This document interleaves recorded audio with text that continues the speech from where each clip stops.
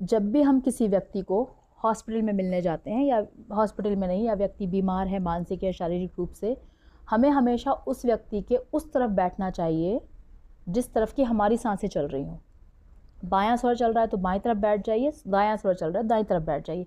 इससे होगा क्या? इससे होगा ये, क्योंकि वो भी एनर्जी है, आप भी एनर्जी हो। जब आप इस तरीके से उसके उस तरफ बैठते हो जिस तरफ की आपका स्वर चल रहा है, तो आपकी प्रेजेंस उसको अच्छा फील कराती है, उसकी हीलिंग करती है। आपकी प्रेजेंस ही, आपकी एनर्जी उसकी हीलिंग करना शुरू करती है। ठीक, तो हम इन बातों को अब ध्यान रखेंगे। अब एक बहुत बहुत गहरी बात समझना। हम कहते हैं कि ध्यान क्या है, ध्यान के बारे में बहुत सारे कॉन्सेप्ट चल रहे हैं, बहुत सारी विधाएं चल रही हैं। अब इस चीज़ को बहुत ध्यान से सुनना सभी लोग, कि ध्यान का कॉन्सेप्ट क्या है। ध्यान का कॉन्सेप्ट ये है कि अगर आपका मन किसी भी चीज़ पर मतलब किसी भी चीज़ पर, चाहे वो पेड़ हो, पौधा हो, घर का कोई काम हो, आप सब्जी काट रहे हैं, कोई भी काम हो, अगर किसी भी चीज़ पर 5 मिनट या उससे ज़्यादा टिकता है, तो आप इस संसार में जो कुछ भी जैसे भी चल रहा है पूरा रहस्य जान जाते हैं। कितनी देर? 5 मिनट भी अगर टिकता है तो। सुनने में लग रहा होगा कौन सी बड़ी बात है, लेकिन 5 सेकंड भी नहीं टिक सकता आपका मन किसी एक चीज़ पर। तो ध्यान का मतलब ये है कि ये जो चीज़ें हम सीखते हैं, क्रियाएं सीखते हैं, उसको भी बहुत ज़्यादा तरीके से लोगों को बहुत भ्रमित किया जा रहा है। एक्चुअल में बात वैसी नहीं है। बात सिर्फ इतनी ही है कि आप किसी भी एक चीज़ पर कॉन्सेंट्रेट करना सीख जाएं, अगर 5 मिनट भी करना सीख जाते हैं, तो आप सब कुछ, पूरा ब्रह्मांड का रहस्य जान जाते हैं। अब कह रहे हैं तो सांसों को क्यों बताया गया है कि सांसों पे कॉन्सेंट्रेट करिए? क्योंकि जब हम कॉन्सेंट्रेशन का साधन सांसों को बनाते हैं, तो कॉन्सेंट्रेशन होने के साथ साथ, ध्यान होने के साथ साथ, हम मोक्ष को भी प्राप्त कर लेते हैं, है ना।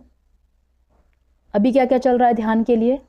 आप आवाज़ों पर ध्यान कॉन्सेंट्रेट करिए, ठीक है। आप किसी चीज़ पर करिए, त्राटक करिए, सूर्य पर करिए, लेकिन उद्देश्य सभी का सेम है कि प्लीज़ 5 मिनट तक अपने आप को वहाँ पर फोकस्ड रखिए। क्लियर हुआ? तो अगर यही उद्देश्य है कि कंसंट्रेट करना है खुद को, तो सांसों से अच्छा कोई और माध्यम नहीं हो सकता, क्योंकि इससे आपको दुगुना लाभ होगा। एक तो ध्यान की अवस्थाओं में पहुंचेंगे आप, और दूसरा जो साधन आप यूज कर रहे हैं उससे आप मोक्ष को प्राप्त होंगे। अब कुछ भौतिक चीज़ों के बारे में भी सांसों का वर्णन किया गया है। वो ऐसे कि जो लोग हमेशा युवा रहना चाहते हैं, यंग दिखना चाहते हैं, जो थोड़ा अपना ब्यूटी का ध्यान रखना चाहते हैं, उनमें सांसें कुछ कर सकती हैं। तो कह रहे हैं हाँ, बहुत कुछ कर सकती हैं। ये जो शास्त्र है ना, इसको बहुत ही मॉडर्न तरीके से लिखा गया है। हमने उसमें से कुछ चीज़ें निकाली हैं, लेकिन जो लोग पढ़ना चाहते हैं, जब वो पढ़ेंगे ना, तो उनको समझ में आएगा। इतना खुलकर, इतना मॉडर्न तरीके से शायद आपको आज भी कोई बुक ना मिले जितना कि इस बुक में लिखा गया है। तो उसमें लिखा है कि अगर आपको हमेशा युवा रहना है, आपके सभी ऑर्गन्स को ठीक से काम करना चाहते हैं, आपके वो ठीक से काम करें हमेशा, और हमेशा आप स्वस्थ रहें, उसके लिए उन्होंने इतना सरल चीज़ बताई, इतना सरल उपाय बताया। दिन के किसी भी समय आप अपना स्वर चेक कर लो।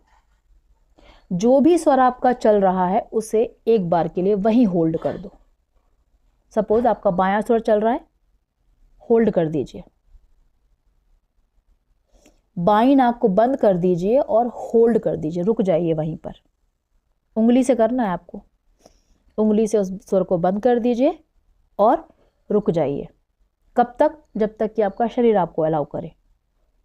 और जैसे ही आपको छोड़ना है, आप सांस को छोड़ दीजिए किसी भी नासिका से। ऐसा आपको दिन में कभी भी एक बार कर लेना है सिर्फ।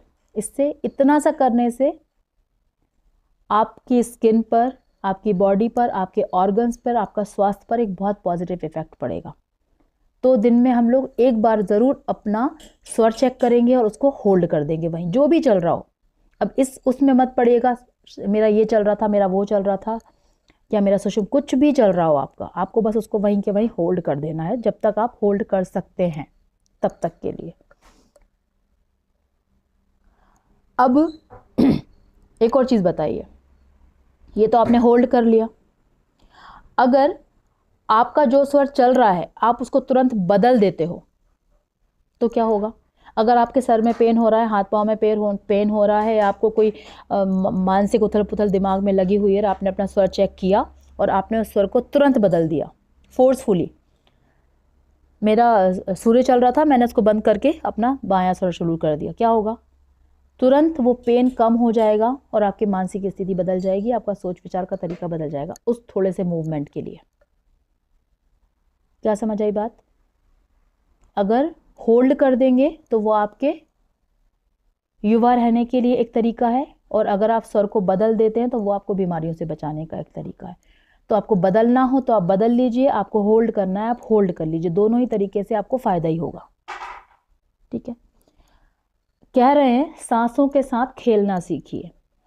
सांसों के साथ आप खेलने में जब आप इंजॉय महसूस करेंगे, जब आपको सांसों के साथ खेलना, जैसे अभी हमने बहुत सी चीज़ें करी, खा रहे हैं तो सांसों को देख रहे हैं, बाहर जा रहे हैं तो सांसों को देख रहे हैं, फिर सांसों को बदल रहे हैं, क्या है ये? सांसों के साथ खेलना है।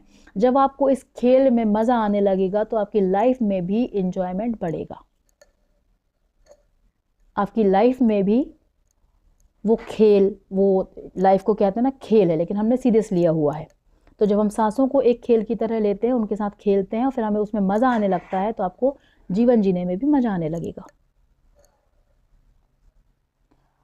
अब आपको अपने जीवन से जो भी चीज़ें रिमूव करनी है या जो भी चीज़ें इंक्लूड करनी है, उसके लिए क्या बताया है?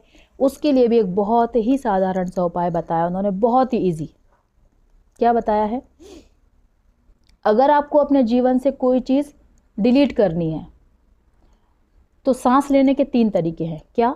लीजिए, रोकिए, छोड़िए, लीजिए, रोकिए, छोड़िए। अब रोकने के भी 2 तरीके हैं। कैसे? एक तो बाह्य कुंभक होता है और एक होता है अंतः कुंभक। मतलब सांस लीजिए, अंदर होल्ड कर लीजिए, ये हो गया आंतरिक कुंभक। ठीक है, सांस को छोड़ दीजिए और बाहर होल्ड कर दीजिए, ये हो गया बाह्य कुंभक। अब समझिए, अगर आपको कोई चीज़ें लाइफ से डिलीट करनी है, कोई रिश्ता है, कोई विचार है, कोई विकार है, उसको लाइफ से डिलीट करना है, तो सांसों को छोड़िए और बाहर होल्ड करके रखिए जब तक कि आपका शरीर आपको अलाउ करे। ऐसा 4 से 5 बार करिए। ठीक है, और अगर आपको कुछ चीज़ें इंक्लूड करनी है, जैसे आपको अपने अंदर आत्मविश्वास बढ़ाना है, लाइफ में कुछ चीज़ें चाहिए, तो क्या करेंगे? सांस को लेंगे और अंदर होल्ड करके रखेंगे 4 से 5 बार, जब तक कि आपका शरीर आपको अलाउ करता है। समझ में आया ये कॉन्सेप्ट? जो चीज़ नहीं चाहिए उसके लिए बाह्य कुंभक करेंगे, जो चीज़ चाहिए उसके लिए आंतरिक कुंभक करेंगे। पेट में खाना बहुत कम से कम होना चाहिए जब आप कुंभक करते हो। बाकी और क्रियाओं के लिए खाने पीने का कोई वो नहीं है, लेकिन जब आप कुंभक करते हैं, मतलब सांसों को रोक कर होल्ड करके रखते हैं, तो पेट बहुत भरा हुआ नहीं होना चाहिए, खाली पेट करें तो ज़्यादा अच्छा है। अब अगर कोई व्यक्ति बीमार है, बहुत दिनों से बीमार चल रहा है, ठीक है, अगर कोई हमारा पारिवारिक व्यक्ति और हम उसकी नाड़ी चेक कर सकते हैं, यानी कि श्वास चेक कर सकते हैं, और हम देख रहे हैं कि जब भी हम चेक करते हैं तो इनका जो है ना सूर्य ही स्वर चलता हमें दिखाई देता है, इसका मतलब ये है कि उनकी लाइफ में केवल 1 से 1.5 महीना ही बचा हुआ है। इसी तरह कोई व्यक्ति कोई बीमार है और हम जब भी चेक करते हैं तो उनकी चंद्र नाड़ी ही हमें दिखाई देती है कि चंद्र नाड़ी ही चल रही है बार बार बार बार, तो उनके पास मुश्किल से 15 दिन बचे हैं। चंद्रमा का जो दिन होता है वो 15 दिन में बदल जाती है, तो अगर चंद्र नाड़ी चल रही है तो सिर्फ 15 दिन का उनके पास समय होता है। सूर्य चल रही है तो कुछ 1 से 1.5 महीने का उनके पास समय होता है। कौन से व्यक्ति? जो बिल्कुल बीमार हो, जो बिल्कुल बेड पे हों। ठीक है, तो जो डॉक्टर होते हैं वो भी क्या चेक करते हैं? हमारी हाथों को पकड़ के नस चेक करते हैं, तो नसों में भी जो सांसें आपकी चल रही होती हैं उसके अकॉर्डिंग वो जो नसें हैं वो बताती हैं। अब एक और इसमें चीज़ है जो कि सांसों से रिलेटेड तो नहीं है, लेकिन फिर भी इंटरेस्टिंग है। वो कैसी है कि कोई व्यक्ति जिसको अपनी आईब्रो के बीच का पोर्शन दिखाई ना दे, हम अपनी आँखों को देखते हैं, सब अपनी आँखों में आँखों को ऊपर करके अपने आईब्रो के बीच का पोर्शन देखने की कोशिश करिए। हमें दिखाई देता है हल्का फुल्का सा। अगर किसी व्यक्ति को ये नहीं दिखाई दे रहा है तो उसके जीवन के केवल 9 दिन बचे हुए रहते हैं। ठीक है, इसके साथ अगर कोई व्यक्ति नॉर्मल सुन रहा है लेकिन अचानक से उसको सुनाई देना बंद हो जाता है अचानक से, तो फिर उसके जीवन के केवल 7 दिन बचे हुए रहते हैं। अचानक से दिखना बंद हो जाए किसी व्यक्ति को, बीमार व्यक्ति को, तो 5 दिन। ठीक है, जब वो देखे, जब हम देखते हैं तो हमें अपनी नाक का अग्रभाग दिखाई देता है। अगर किसी व्यक्ति को अपनी नाक का अग्रभाग दिखाई नहीं देता तो उसके जीवन के केवल 3 दिन बचे हुए रहते हैं। ठीक है, तो ये भी इस बुक में बताया गया है। नाक का जो आगे का भाग है जो हमें दिखाई देता है, जब हम दोनों आंखों को मिलाकर देखते हैं तो नाक का जो आगे का भाग है उसको विष्णुपद कहा गया है। इस किताब में विष्णुपद कहा गया है। विष्णुपद इसलिए कहा गया है कि जैसे विष्णु भगवान का काम होता है इस संसार की पालना करना, तो ये जो हमारी नाक है यही हमारी पालना कर रही है, क्योंकि सांसें जब तक हैं तब तक ही हमारा शरीर जो है वो पालन पोषण उसका होता रहता है, और सांसें बंद हो जाती हैं तो उसकी पालना बंद हो जाती है। इसीलिए उसको विष्णुपद कहा गया है। इसको एक पिरामिड के रूप में भी, क्योंकि पिरामिड जो होता है हम सभी जानते हैं कि पिरामिड जो होता है वो इस विश्व की सबसे शक्तिशाली आकृति होता है जो ब्रह्मांडी ऊर्जा को अपने अंदर एब्जॉर्ब कर सकता है।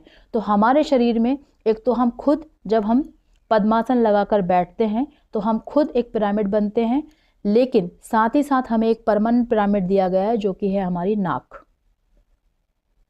जो हमारी नाक है वो एक सबसे शक्तिशाली पार्ट है हमारी बॉडी का, जो इस ब्रह्मांडी ऊर्जा को 24 घंटे सक करती है और हमारे पूरे ऑर्गन्स में, हमारी पूरी बॉडी में एनर्जी के रूप में, ऊर्जा के रूप में पहुंचाती है।